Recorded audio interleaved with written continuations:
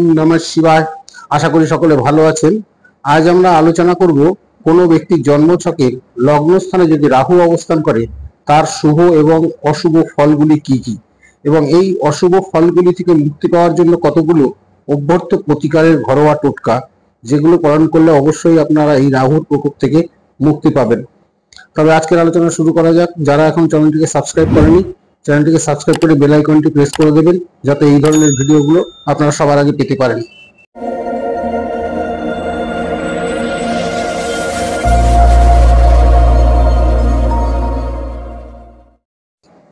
আজকের আলোচনার বিষয় হচ্ছে জন্মছকের লগ্নস্থানে রাহু থাকলে তার শুভ এবং অশুভ ফলগুলি। জানবেন, রাহু হচ্ছে সর্বগ্রাসী লোভের কারক গ্রহ এবং এটি একটি ছায়া গ্রহ। কিন্তু বৈদিক জ্যোতিষশাস্ত্র অনুযায়ী এই ছায়া গ্রহটি মানব জীবনে অত্যন্ত শক্তিশালী এবং রহস্যময় একটা গভীর প্রভাব বিস্তার করে থাকে। রাহু কোনো ভৌতিক অস্তিত্ব না থাকলেও এরা অন্য গ্রহের শক্তিকে বৃদ্ধি বা হ্রাস করে। রাহু মানব জীবনের বিভ্রান্তি, আকস্মিক পরিবর্তন, মানসিক ভ্রম সৃষ্টি। যাদের লগ্নে রাহু আছে তাদের উচ্চাকাঙ্ক্ষার কখনো নিবৃত্তি হয় না, কিন্তু শুভ গ্রহের সাথে যদি রাহুর সংযোগ ঘটে তবে জাতক জাতিকা সৌভাগ্যশালী এবং অদম্য শক্তির অধিকারী হয়। জন্মকালে রাহু যদি মেষ, বৃষ, কর্কট, সিংহ বা কন্যা রাশির যে কোনো একটাতে অবস্থান করে তবে জাতক জাতিকার ভাগ্য মর্যাদা বৃদ্ধি করে। আবার মিথুন রাশিতে রাহু যদি অবস্থান করে তবে জাতক জাতিকা দীর্ঘায়ু বিশিষ্ট হয়।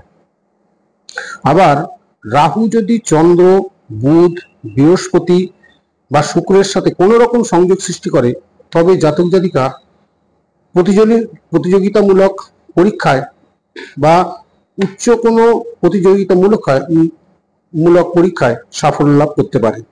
লগ্নে রাহুর অবস্থান করলে জাতক জাতিকা শত্রুকে জয় করতে পারে এবং অপরের সহায়তায় নিজের কার্যসিদ্ধিতে সক্ষম হয়। কিন্তু যে কোনো রাশিতেই রাহু লগ্নস্থ হোক না কেন, জাতক জাতিকার দৈহিক সুখ এবং দাম্পত্য সুখে বাধাপ্রাপ্ত হয়। এইরূপ ব্যক্তিরা জীবনে কখনো উত্থান কখনো পতন, এইরূপ বিভ্রান্তিকর অবস্থার সৃষ্টি করে। এরা কোনো সঠিক সিদ্ধান্ত নিতে পারে না, সবকিছুতেই অতিরিক্ত সন্দেহ এবং দুশ্চিন্তাগ্রস্ত থাকেন। এরা প্রতারণার শিকার হন। এরা অতিরিক্ত উচ্চাকাঙ্ক্ষা ও লোভের কারণে ভুল পথে পরিচালিত হন। পেশাগত জীবনে এদের কেলেঙ্কারির মুখে পড়তে হয়। কোনো ভুল কাজ বা চক্রান্তের কারণে এরা আইনি জটিলতার মধ্যে পড়েন। এদের স্নায়বিক দুর্বল হয় এবং মানসিক চাপ, অনিদ্রা এবং চর্মরোগের সমস্যা বা পেটের রোগের সমস্যায় এরা কষ্ট পান। দেখবেন মাঝে মধ্যেই এমন কিছু অজানা রোগে আক্রান্ত হন যেগুলো সহজে রোগ নির্ণয় করা কঠিন হয়ে পড়ে। এর কতগুলো প্রতিকার আজ আমরা আলোচনা করব। এগুলো সহজ প্রতিকার, ঘরে আপনি নিজেই করতে পারেন। যেমন শনিবার বা বুধবারে কয়লা, সর্ষের তেল, কালো তিল বা বস্ত্র গরিব দুঃখী বা ব্রাহ্মণ বা কোনো মন্দিরে গিয়ে দান করবেন। চন্দনের মালা দিয়ে রাহুর বীজ মন্ত্র অন্তত 108 বার আপনারা জপ করার চেষ্টা করবেন।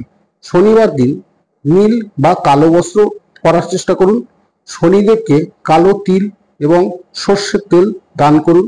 মঙ্গলবারে হনুমানজিকে গুড় এবং ছোলার প্রসাদ অর্পণ করুন, অর্থাৎ গুড় আর ছোলা দিয়ে বজরংবলীর পুজো দিন।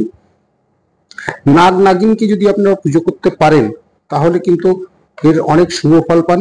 প্রতি শনিবার স্নানের জলে একটু ডাবের জল মিশিয়ে সেই জলে স্নান করুন এবং স্নানের পরে কপালে একটা সাদা চন্দনের ফোঁটা বা একটা তিলক দিন। এইগুলো যদি আপনারা পালন করতে পারেন তবে আপনি অবশ্যই রাহুর এই অশুভ প্রকোপ থেকে মুক্তি পাবেন। যদি এই সবগুলো আপনারা পালন নাও করতে পারেন, অন্তত যেগুলো সম্ভব সেগুলো আপনারা অবশ্যই পালন করবেন এবং এটাকে একটা অভ্যেসে পরিণত করে ফেলুন। দেখবেন আপনারা রাহুর প্রভাব ধীরে ধীরে কমতে থাকবে। তবে আজকের আলোচনা শেষ করা যাক। নমস্কার।